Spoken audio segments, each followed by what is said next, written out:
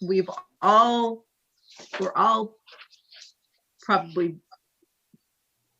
really having lots of thoughts about what's ensued over the last few days. And I want to thank our police department for keeping things safe. I want to thank our police department for not escalating, for calmly responding or not responding when egged on, and to thank them for good planning and basically keeping things from boiling over in Costa Mesa. I'm glad that the protest last night was peaceful. I'm not sure if it would have been had we not had the police presence that we had. I would like to hope so, but I don't know. But at the same time, I'm old enough to remember as a kid seeing the Watts riots on TV. And it was all going to be different after that. You know, things were going to change. It was going to be different. And there were some changes made. There were a few improvements in that area. And then we kind of went back. And then fast forward a couple decades, well, 27 years, and we had the Rodney King verdict. And we had everything that happened there. And it was all going to be different. And it was for a little bit. Or at least we tried to make it different for a little bit. And then things went back. And now here we sit in 2020. And I have to say, I can't know what it's like to be treated differently because you're a minority. I can't know what it's like to be a mother of a Black son and worry about, is he going to be pulled over for rolling through a stop sign and then never come home again? I just can't know. I sympathize, but I just can't know. But I look at when we got up at the beginning of the meeting and we had the Pledge of Allegiance and we pledged to one nation under God with liberty and justice for all. And that's a beautiful ideal, but we haven't made it. We haven't really implemented that ideal yet. And it saddens me that at this age, you know, I grew up thinking that it was implemented, and then over time you find out that it isn't. And the book of Proverbs says that differing measures and differing weights are an abomination in the sight of God. And we as a Christian nation do have differing measures for people from different ethnic groups, from different races, from different economic groups. And I don't know what the answer is. I wish there was an easy answer, but I really do want to see our society make a commitment to being that nation with justice and liberty for all, and that we truly would be a community committed to justice and truth. Because if we pretend that we don't have problems in that area, then we're not committed to truth either. And like I said, I don't know what the solution is. I wish there was an easy solution. But if we could just work together and break down the barriers. I do have to say that in addition to all our first responders who are on duty last night, I know that we had an army of prayer warriors out there in the community. And I would encourage you to keep it up, because I don't know what the solution is, but I'm praying that we'll find it. Thank you. Thank you, Councilmember Guinness. Councilmember Reynolds. Thank you. I'm afraid if I start talking on this issue, I'm going to talk for a long, long time. So I'm going to really, really try to keep it short. I'm looking forward to hearing others' comments too. But since I'm speaking second, I'll say I really appreciate Councilmember Guinness's comments. That I completely understand the sort of frustration that things aren't changing fast enough. At the same time, I want to acknowledge that things have changed a lot in Costa Mesa, and that's what I sort of hold on to here about what we can do, what some of those answers are, using the positions that we're in now to really build on this very, very, very important conversation to advance equity in our city and to be a model for other cities on what they can do with true, authentic conversation and collaboration. We've made some really good steps in the city. We've got a really great team on council and on our city staff. And as heartbroken as I am also, in a very confusing way, very optimistic.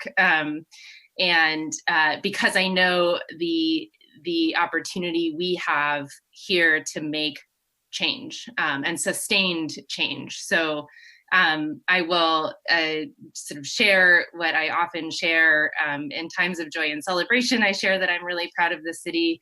In times of crisis, I'm really proud of the city across the board. Our staff and our leadership, our city manager, who's really had a lot of unprecedented work to do on her plate since she started with us, and she's fantastic and will be a fantastic leader on this issue as well, given her personal and professional experience. We have already started very important conversations on this issue. I am proud of our public safety teams. Those of us who grew up here know that while there's still a lot of work to do, our public safety departments have made a lot of really, really good progress, and we have excellent leadership there that is open-minded, already talking about bias training, committed to what we call community policing, which is really a focus on preventative issues by building trust and relationships in our community. And there's work to do there too, but we're already committed to that, and I'm optimistic and trust in the genuine interest in making those advances. I'm proud of our community. We've seen through the last few months the COVID crisis, and I think even in the last few days, the way our community across Costa Mesa continues to respond in a way that shows our true compassion for the needs of each other and the different experiences that our different community members have. People willing to listen to other stories. I've seen people even change their viewpoints over the last few days as they hear other people's stories, and that's so important. And I love that our Costa Mesa community is open-minded in that way, and I encourage that conversation to continue. Please continue to talk to each other and listen to each other and support each other.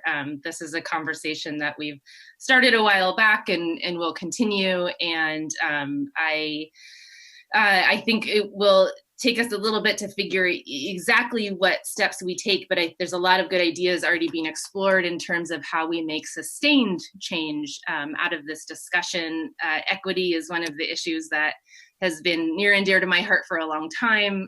We've talked about it in different aspects of what we do here at the city, from park access to different health metrics to the sort of equity and or disparities in how we use city resources. The district elections, I think, are representative of addressing that issue. I mentioned our city manager before. She's got really great experience in equity and justice issues. Our assistant city manager has great experience in the human relations. And I know that this council will be committed to advancing not just dialogue, but policy changes that really start to measure equity across our city functions, and we'll commit to making advances on that. So please stay engaged. Getting involved in your local government is probably one of the best ways you can make change. So thank you to those who called in to talk about that issue. I really, really look forward to meeting you and continuing this conversation. Thanks. Thank you so much, Councilmember Reynolds. Councilmember Chavez. Thank you, Madam Mayor, and thank you as always, everyone who is listening today and watching us today. I think it's appropriate to take a deep breath just before we even go further. Just what we've all been through this year as a community and as a country is quite frankly historic. And one day our grandkids and kids will be learning about this in school.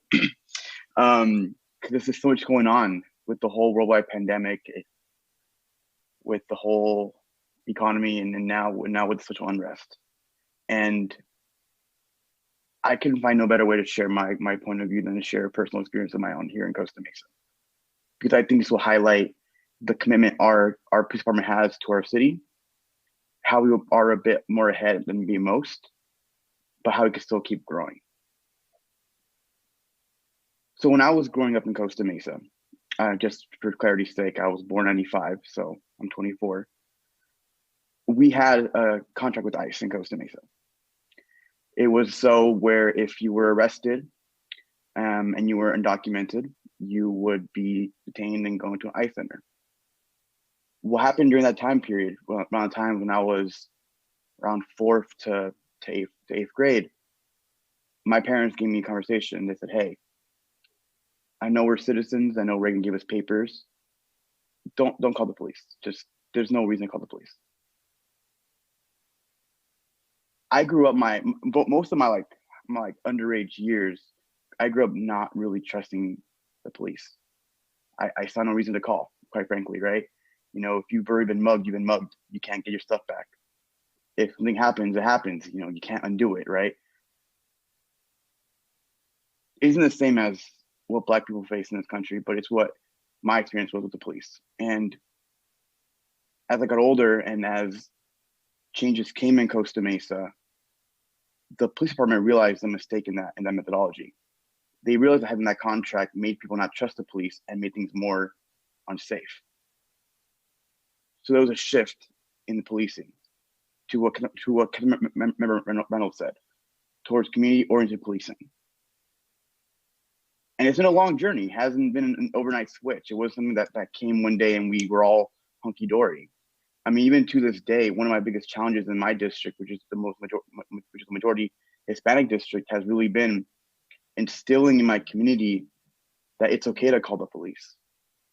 And time again, when residents in Costa Mesa call the police, they leave with a positive experience. Time and time again, I have seen my peers in high school and those that I know join the Police Academy program, the Explorer program. And time again, I've seen some of my peers from my high school class join the police department. We have a very young and diverse police department. And I think that's reflective of what we saw yesterday night, right? In a very heightened situation, we had protesters, and we had our police department. And it was peaceful. The protesters were able to share their grievances, share their points of view. The police were able to ensure the safety of Costa Mesa residents, Costa Mesa businesses. And we left without any real problems happening, no rioting, no looting, just people sharing their opinions. And I want to commend our police department for this because quite frankly, in the talks I've had these past weekends, when people ask me as an official, what am I going to do? I can quite frankly say and point to things that we are doing now in Costa Mesa. I quite frankly think it'd be wise if able to next council meeting, maybe share a bit what we're already doing as a police department because we're doing great work already. And that's here on our local level. Again, we can always improve, we can always be better, and we'll always strive to do better.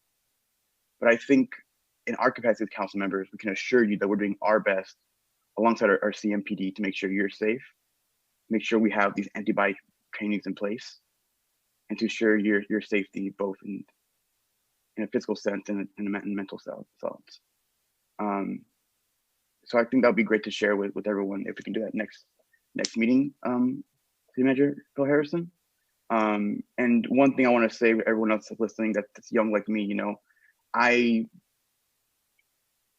recall this unrest happening in 2014 after the uprising in Ferguson. I think it was Michael Brown, if I remember correctly. This and as kind of remember Guinness has mentioned, this has happened time and time again in our nation's history. And at a certain point, as a society, not just as Costa Mesa, we have to really be willing to have the difficult and uncomfortable conversation that systematically in our history, maybe through the three-fifths compromise, where we consider Black people 3/5 human, maybe the Jim Crow laws after segregation, maybe redlining, may have been the historical underrepresentation of safety in Black communities. As a society, we have fundamentally valued a Black life less. And until we're willing to face that as a society as a whole and hold our members of Congress and Senate and President accountable and have some approach from the top as well as the bottom, I think we'll keep seeing this happening every 30, 40 years. Because until we address the real issue, it's always going to fester in the bottom. And maybe we as Costa Mesa could be a beacon of how to do it right. But I feel everyone's sentiments. I ensure you as Costa Mesa will do our best going forward. And thank you for listening and for your points of view. Thank you very much, Councilmember Chavez. Councilmember Marr? Yeah, thank you. And thank you for the previous two speakers. That was really powerful. I've been pretty quiet on social media over the last 2 weeks. I think I was trying really hard to make any of this about me. And I think a lot of the words that I've heard spoken by public officials have honestly rung a little bit hollow for me as just sort of niceties and platitudes. But I also think that because of the position that I'm in and the person that I am, I really feel compelled to speak and to say something. You know, I know we've all been horrified by the looting and scared of the violence and disappointed that businesses that we thought were going to open haven't been able to open yet.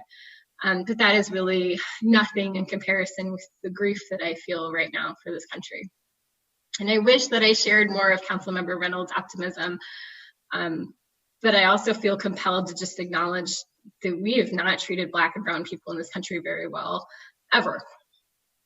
In fact, we found about every possible way to dehumanize them over time. As somebody who identifies as Latina, the thing that I go back to, honestly, quite often are the Mexican housekeepers that were coming across the border to El Paso in the early 20th century who were stripped, dunked in gasoline, and sprayed with insecticide as they crossed the border because they weren't human and they were considered unclean. So not only have we not ever really recognized that in our history, we have institutions empowered still that feel the temerity to commit murder in broad daylight. Not to mention all of the small injustices that occur to people of color every day. Racism is systemic, it's institutionalized, and if that rings untrue for you, or if you are challenged by that point of view, then I think that there's a lot of work we can do to try to understand that better, and to acknowledge it and to recognize it. But I also think it's probably a little bit too late to sit up here and just tell everyone that they need to better educate themselves. I think we need to do more, and I think we have a council that's ready to do more.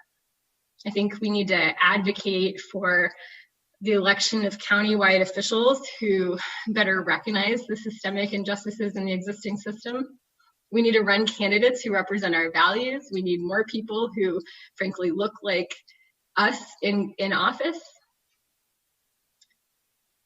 And while we've made progress in Costa Mesa, there's a whole heck of a lot of other cities in Orange County that could use our help right now.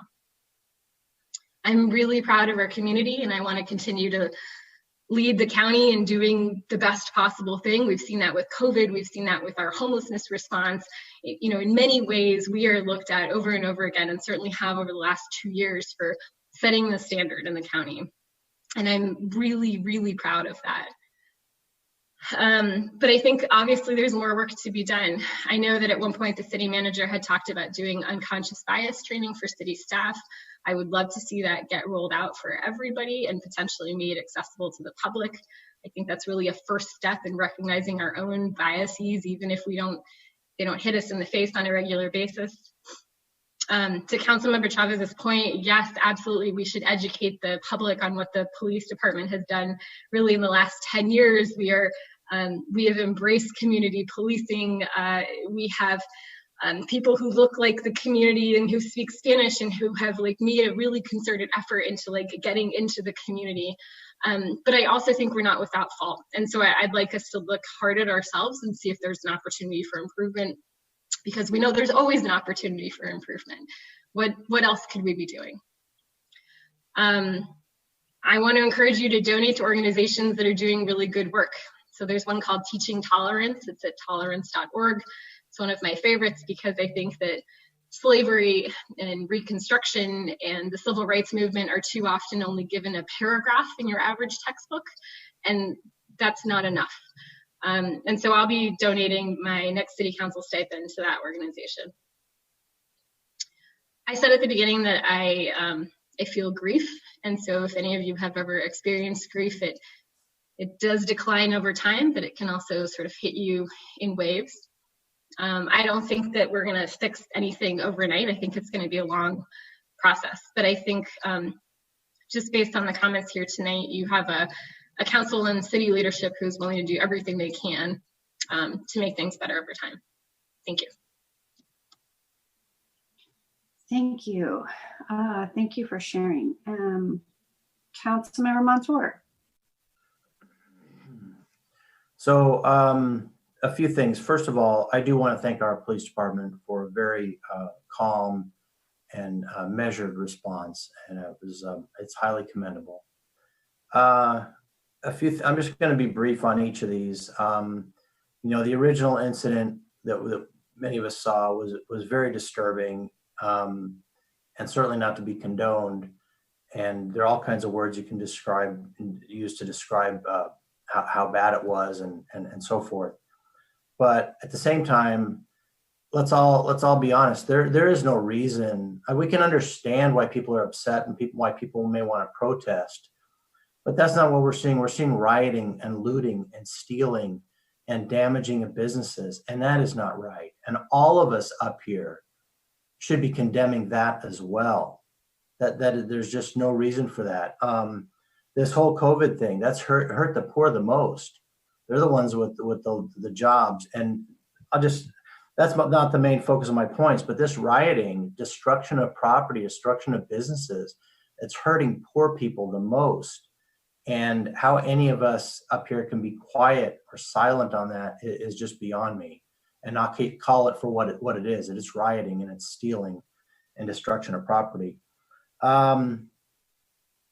If we're going to bring up immigration, hey, I'll bring up my story. Both of my parents immigrated here as well. My dad came from Egypt, from the Middle East, and growing up Coptic Christian, try that in a Muslim world. Intense discrimination, hard to get anywhere. Many people came here from the Middle East for freedom, and the problems they faced were far worse than anybody faces here. Not to minimize what happens here, I'm not saying that's right, but there's discrimination goes all directions. It is not one directional. There are many people from probably all races who discriminate. I think we got to be very careful not to say this is focused in one direction. So my dad immigrated here. My mom immigrated here when she was 16. And I only bring this up because Councilmember Chavez brought it up. Many people came here for a better life, and there's definitely struggles. My wife's mother came here, immigrated here also from Vietnam. To get away from a war-torn country, for crying out loud. But when we talk about upholding our immigration laws, all of us up here took an oath to uphold our laws. And if you look at ICE, that's part of our enforcement. It's not just because people are here illegally, but it's when people come here illegally and commit other crimes. When I was, addressing the ICE issue years ago, we had over 1,300 criminals. These weren't people just here illegally out in the community working. These were sex offenders, robbers, drug offenses, weapons charges, people who, if you release them back in the community after being arrested and going to jail or prison and release them back, they're going to commit these crimes again. I think that's an injustice to release them back into the community when they're committing these crimes. And they're oftentimes committing crimes on other people who are in the poor communities. So how can we turn our back on that? So we all take an oath to uphold our laws. Did the officer go overboard in that city, in Minneapolis? It looked to me like he did. Sure, absolutely. But that doesn't mean we should look the other way on other types of crime. And so I'm glad everyone's talking about it. I'm glad everyone's expressing their views. I think we need more of that. I think we need more open discussion. But let's not forget the oath that we all took as well. Thank you.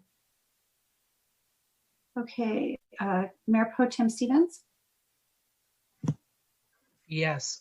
So before I remark on the issue that folks are talking about here, and I do have a few remarks, but I want to let everybody know that on this coming Saturday from 8 a.m. to 1 p.m. there's going to be a food drive. It's basically the continuation of the great work that Councilmember Marr and Councilmember Reynolds did, what they did at IKEA. It's going to be at the Orange County Fairgrounds. It's going to go every Saturday for the foreseeable future. The Orange County Food Bank and the Power of One Foundation. So thank you to the foundation for that was laid by Councilmember Marr and Reynolds, and I'm sure they're still involved, but also the Orange County Fair and Events Center for continuing that. You know, in terms of the topic that people are talking about, I've been just listening very carefully. You know, as a white middle-aged man, you know, I don't really have the ability to speak with any authority on this. I'm defaulting toward listening, and I've listened very carefully to what's been said today. I listened to my children, who are very involved in Black Lives Matter. I actually went to the protest or demonstration in Orange on Saturday with my wife and my daughter and listened to what was going on there. And so that's what I'm going to keep doing.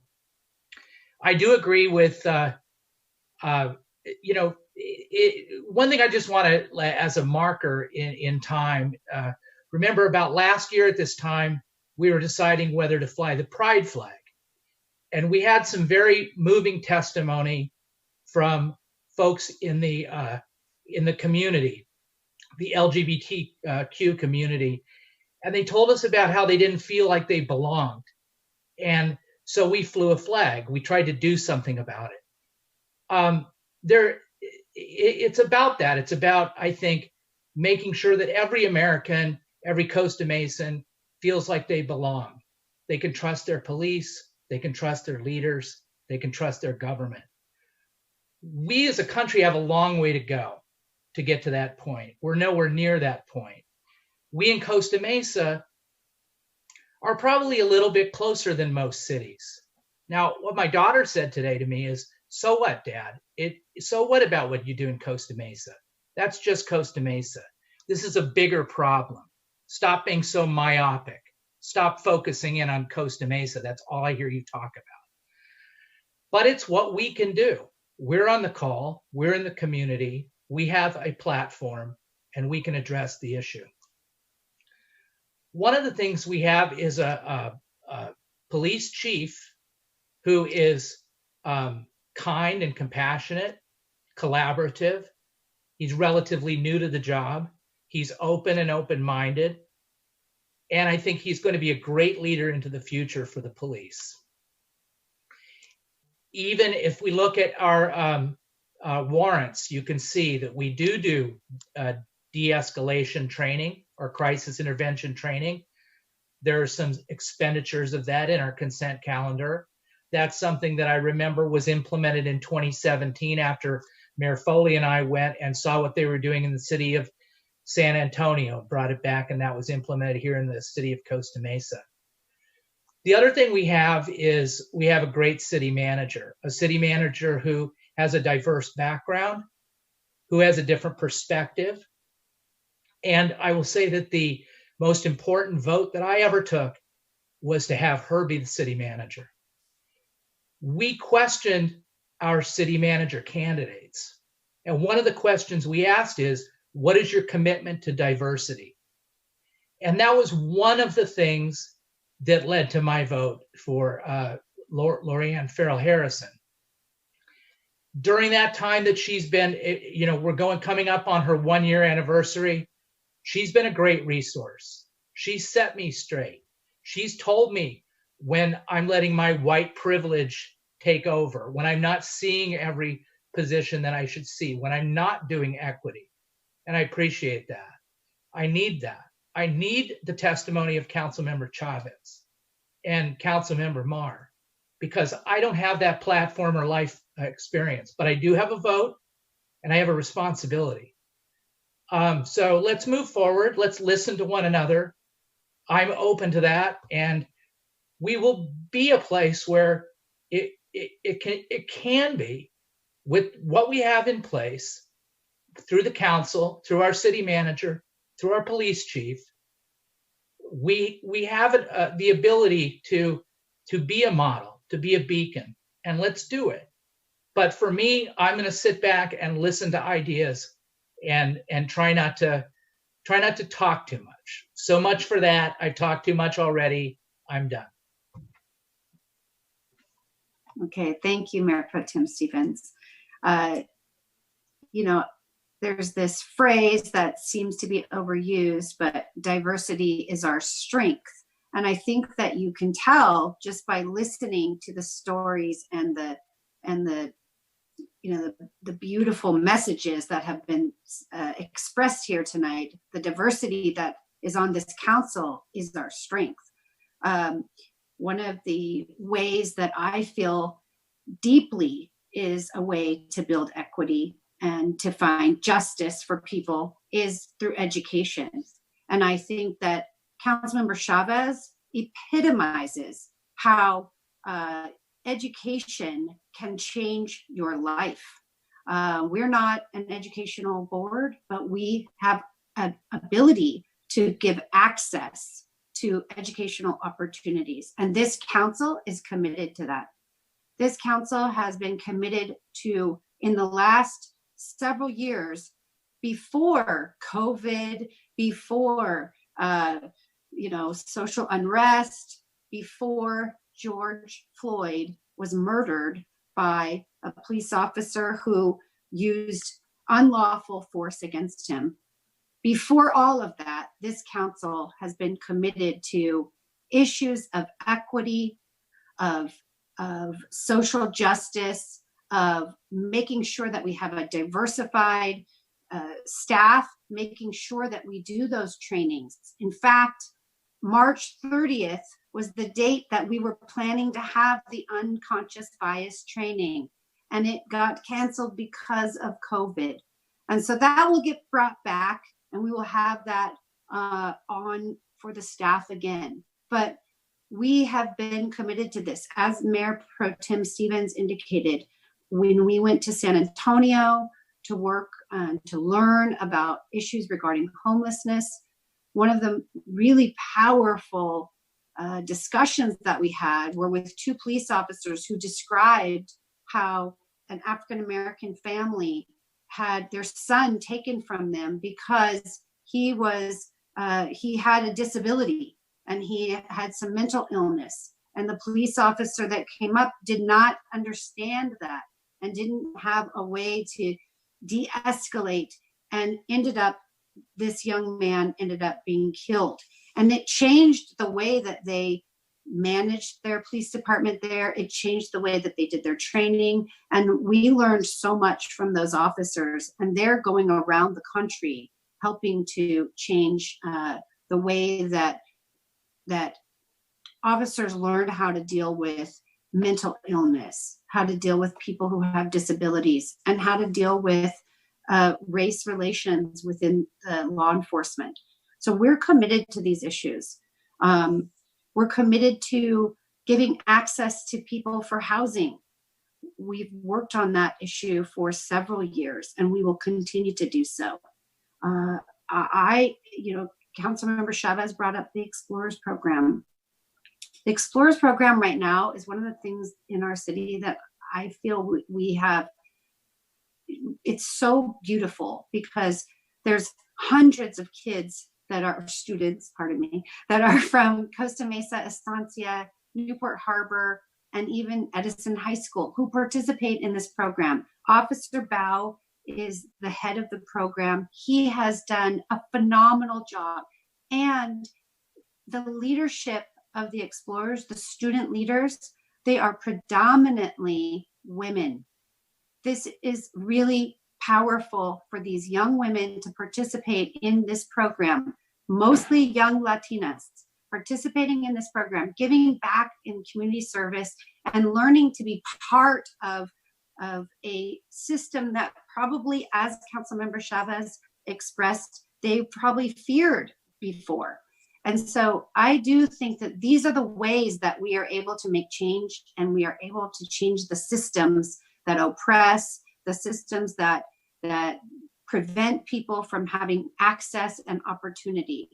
I know that this council is committed to that. And I'm really proud of the work that our police department did in collaboration with our city leaders and in collaboration with our business leaders and our residents. And I know that they will continue to manage protests, manage response to the community in a measured way, in a way that's respectful, and in a way that understands that the community is in pain. I mean, we're all in pain. This has been a painful year, and the pain isn't going to stop anytime soon, I'm afraid. So I appreciate everything that everyone has said here. It's been very eloquently expressed, and I'm proud to serve with you. And I know that we will continue to advocate for policies and changes to policies. You know, I'm going to give one example. Some people don't realize there are zoning codes that actually, the way that they're written, maybe on their face, don't seem like they are discriminatory. But we just undid a zoning code that prevented people from selling items out of a cart on the sidewalks and in the neighborhoods. That zoning code change was established to prevent Latino families from being able to sell goods in our Latino neighborhoods. We changed that. That's a systematic change that's going to give access to people to be able to have income and be able to have a business here locally. We've changed a lot of these kinds of policies, and we will continue to do that. And I know that this council cares about those issues. So equity, justice, I will say this. While I'm not the biological mother of a young African American, I have been the quote unquote foster mother for a young African American. And I have personally witnessed the struggles. A young man that lived with us for years and lived with some other families that we're friends with for years. And there is a system that has prevented this young man from being able to have the same kind of opportunities that my children have. So I believe that this is an issue, and I will continue to do my part to address it. So I really appreciate everything that everyone has said, and I'll leave it at that. And I appreciate those comments from individuals who decided to call in tonight and share your concerns and your voice and new voices. We need new voices at the table. So please, we want more Costa Mesa voices. There's so many more people that never speak at these council meetings. And if nothing else, maybe these protests that are going on across the street from City Hall right now will bring more voices that are part of finding solutions to these issues in our community so we can have a better, stronger community. Okay. Ms. Farrell Harrison, do you have anything else to add? And yes, one of our best decisions ever. Ms. Farrell Harrison. Thank you. Can you hear me? I know there was trouble earlier. So I just wanted to thank you all for the comments that you just made. They're very touching and they're very welcomed. So I can tell you that this past couple of days has been extremely tough, probably this past week, because in the midst of the pandemic and the ensuing economic crisis, now we're dealing with, the death of George Floyd and the national protests, and it's actually become a global movement for change.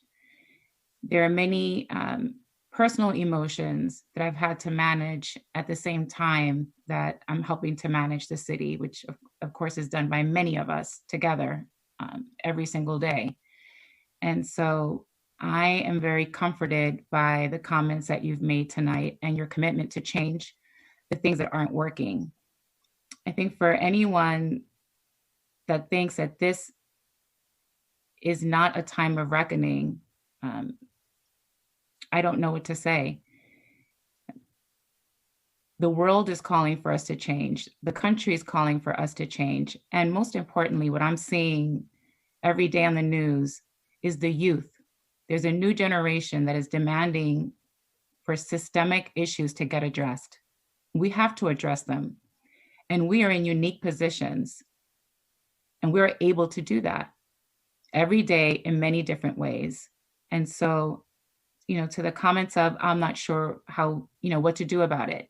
We can do something about it. And we are empowered to do something about it as local leaders. And it starts with us and it starts here. It starts at the local level. And there are changes that can happen at other levels, but there are absolutely changes that can happen small and large every day in every way. And I'm absolutely committed to working with you on those changes. It's one of the major reasons why I decided to come to Costa Mesa. And it's one of the things that I feel most fulfilling about the job. I can tell you that I am a mother of Black children. I have 3 Black sons. And I'm in constant dialogue with my boys over and over and over again about how they look, what they wear, how they wear their hair, whether they wear jewelry, if they wear the jewelry, what kind of jewelry, no gold, only silver, no earrings, no braids, no locks. They want to wear their hair in different ways. They want to wear their hair in ways that's authentic for them. But I'm too worried about how they'll be perceived.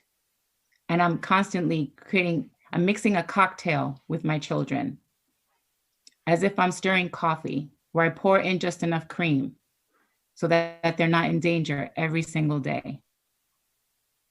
And it's a constant battle. And I still know that even still, it may not be enough. They may still be perceived a certain way. I'm tall. My husband's even larger. You've seen him. I'm afraid that they're intimidating, even if they're not doing anything, that their mere existence, because they're big and they're brown, is dangerous. It's perceived as harmful. I know that they're kids, but I know that some other people will not think that they're kids. If they step out of a car and they seem large and overwhelming, what does that mean? Those are things that we have to acknowledge. Some of us in society face, and some of us don't. And I think if we're going to have change, we need to acknowledge that this exists. And George Floyd's death has brought this to the forefront. And I think it behooves us to address these issues. I'm proud to be at the city, and I'm proud to be leading with you and with our leadership team during a very difficult time, because I think our hearts are in the right place, and it starts there. And it starts also with acknowledging that there's a problem and committing to change it. And so I'm committed to that. It was very hard managing my grief and everything that we had to get done this week, working with the chief on the protests yesterday and managing my feelings around that. the concerns that I had for our police department, that they were safe, and also the concerns that I had about the protesters being safe, and hoping that it would be a peaceful protest. And it worked out so well. And so I am so glad that we have Chief Glass, because he is compassionate. He is committed to change. He's committed to working on the places that we need to work on. He's committed to community policing. He's embracing that. And I could see that all throughout the planning for the protest yesterday. And I think it's going to continue. We did have bias training, implicit bias training scheduled right before the lockdown. And it's unfortunate because we missed it by just 2 weeks. And so we'll reschedule that, and we'll continue to work with our police department and with every department of the city to make sure that we're moving the needle and that we're having equity. And so we are very much committed to that. I look forward to working with the council, with you on that. But I would say there are a couple of things that I really want to share with you. One is acknowledging that we have a problem is key. And I think listening is key, which we're doing tonight. I do think that comparisons are problematic. I think when we compare different groups with a different history of how they arrived at the country, that's problematic. And so I will say that as we enter a dialogue about race, especially as it pertains to the issue at hand, which is law enforcement and the relationship with the African-American male, I think it's important to realize that that's a dynamic that's very, that's based in history. There is a historic basis for where we are today. And the only way that we can move forward from that is acknowledging that and working on that very issue. And so I look forward to working on this dialogue with you. I know that our chief is. I know that he's also on the line. If you're okay with it, Mayor Foley, I'd like to give him an opportunity to make some remarks as we move forward, because he's going to be a key partner along with the incredible men and women of our police department to think about all the ways that we can increase diversity in the department and move the needle forward. And I just wanted to say about them, they did a phenomenal job last night, as did all of our partners, avoiding what could have been a very serious altercation. And it wasn't just about protecting private property yesterday. It was about protecting lives, allowing for people to peacefully protest, which is a fundamental American right, one that we should all embrace. And so I denounce the death of George Floyd. I am so aggrieved by his death and the circumstances around it. And I am so proud that our chief was one of the few chiefs to speak out to say, that is not okay. And what happened is deplorable, and we condemn it. And I think that's important to be said. And I'm thankful that we have a chief that would have the leadership to do that. And so Chief Glass, I know that you're standing by. Did you have any comments that you'd like to make? Chief Glass, are you there? Yes, I am. Yes, I am. So good evening, Mayor Pro Tem and Council. I'm kind of coming in this a little late. I caught some of the last comments from the city manager. Thank you very much for those comments. And as everybody's aware of the statement I had already put out at the beginning of the week, and again, I'm a little late right now while we're trying to continue to facilitate this peaceful demonstration we currently have going on in the city, which I want to report is peaceful. And we're just monitoring and helping them along and allowing them to express their rights and express their feelings on what's been going on. And we support them. I want to make sure that I also to let the council and community know the Costa Mesa Police Department, we are focused on the safety and protection of this community. First and foremost, we are always going to ensure that for this community, and they should be reassured that on a regular basis. We believe in this community policing. We believe in the partnership we have. We're also focused on supporting these peaceful demonstrations that are occurring in the city. I'm thankful for the peaceful demonstrations we are currently experiencing and experienced yesterday. I'm thankful for the businesses and communities that have been out there. They've been supporting us through this whole weekend, yesterday, and we could not have done this, and we would not have the fortune and success we were able to report and was observed without that. So I appreciate their help and the planning, and it takes a team. And we had a team of the business community and the support we had to make this happen. And I want to thank the mayor pro tem, council, city manager, city leadership team, and city staff for their support. The emails, the texts, support, anything we need to do. Everybody's on board helping us. And again, this is not just a police department. This is my partner, Chief Stefano, who's been there by my side, the city manager leading, and support through all the city leadership team and the help we were getting. Everybody wanted to see the same outcome that we experienced last night. And we'll continue to work towards that and always trying to better the service we provide to this community.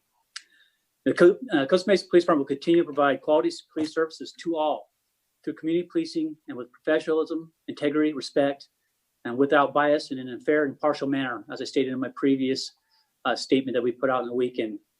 So just want to come in, make those comments. I want to thank again the community, council, and everybody for their support. And our police department stood up. I'm proud of them. One of the proudest moments in my career in the 25 years is seeing my department together, unified, strong, supporting these demonstrations, or the support of the demonstrations, and being there and just acting in the support we got from other law enforcement agencies. Just very humbled and honored to be in this position. So thank you. And this will be a highlight of my career. This time. Any questions? Thank you, Chief Glass. You are doing an excellent job. And I know that I can speak for the community because we've received so many emails and text messages and Facebook posts thanking you and thanking your team. And so thank you. And we believe in you, and we are really honored to have you at the head of our police department. We think it's the right choice at the right time. So thank you so much for everything you're doing. Does anybody have any questions for the chief? No? Okay. Thank you, Chief. Let's see.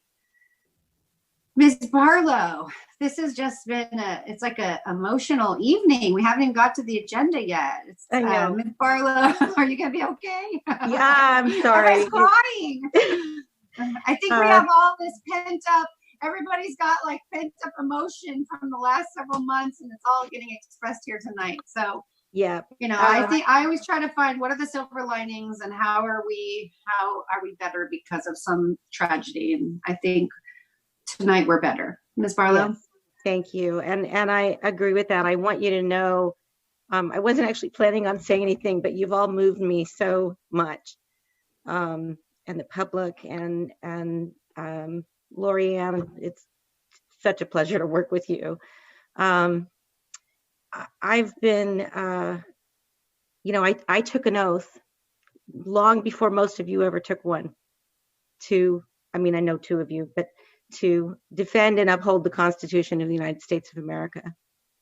And I want to remind everybody, there's a reason that the First Amendment is the First Amendment. It protects religious freedom. That's why many people came here. That's why this country was founded.